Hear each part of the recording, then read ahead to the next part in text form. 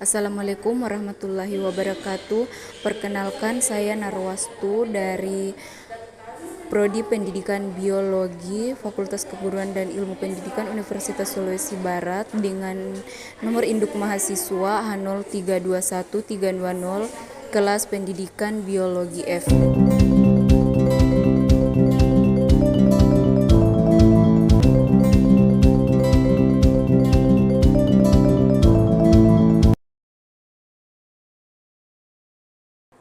Pada kali ini saya akan menjelaskan tentang sistem saraf pada hewan vertebrata pada kelas Pisces atau ikan.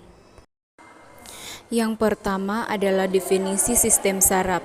Nah, adapun sistem saraf adalah jaringan sel-sel saraf dan pada kebanyakan hewan termasuk juga otak.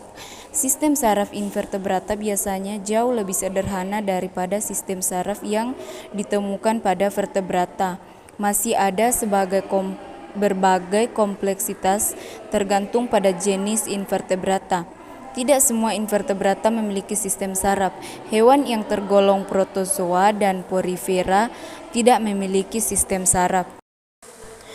Suatu refleks adalah setiap respon yang terjadi secara otomatis tanpa disadari. Terdapat dua macam refleks, yaitu yang pertama refleks sederhana atau refleks sadar, di mana refleks ini menyatu tanpa dipelajari. Misalnya refleks menutup mata bila ada benda yang menuju ke mata.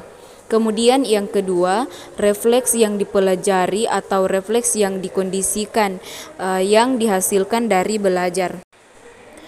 Pada jalur saraf dalam aktivitas refleks atau lengkung refleks terdapat 5 komponen dasar. Yang pertama reseptor, yang kedua saraf aferen, yang ketiga pusat pengintegrasi, yang keempat saraf eferen, dan kelima efektor.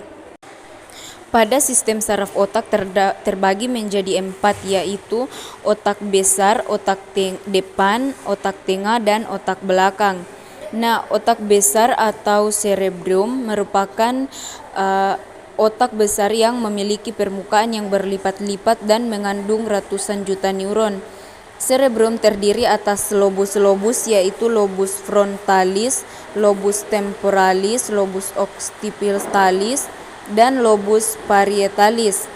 Kemudian otak tengah atau mesencephalon merupakan berperan dalam refleks mata yang membuat pergerakan mata, mengangkat kelopak mata, memutar mata, pusat pergerakan mata, serta kontraksi otot terus-menerus. Yang ketiga, otak depan atau diencephalon. Otak depan terdiri dari 2 lobus, yaitu talamus dan hipotalamus. Dan terakhir, otak belakang. Otak belakang terdiri dari pons, faroli, dan medula oblongata dan cerebrum. Kemudian materi selanjutnya yaitu sistem saraf otonom. Sistem saraf otonom terdiri atas 2 neuron, yaitu neuron praganglionik dan pascaganglionik. Sistem saraf otonom juga terbagi atas sistem saraf simpatetik dan sistem saraf parasimpatetik. Sistem saraf otonom mengatur aktivitas organ visceral secara tidak sadar, seperti sirkulasi pencernaan, pernapasan, ekskresi, dan lain-lain. Sehingga sistem saraf otonom ditetapkan sebagai sistem saraf tidak sadar. Ikan atau Pisces. Nah, ikan menerima rangsangan dari lingkungannya melalui organ perasa. Rangsangan tersebut selanjutnya diteruskan dalam bentuk impuls ke otak. Respon yang diberikan oleh otak dimanifestasikan dalam bentuk tingkah laku. Sistem saraf ikan terdiri dari 2 bagian, yaitu yang pertama, sistem cerebropsinal seperti ikan adalah vertebrata, dan yang kedua, sistem otonom. Demikian materi tentang sistem saraf pada Pisces yang dapat saya sampaikan. Semoga bermanfaat.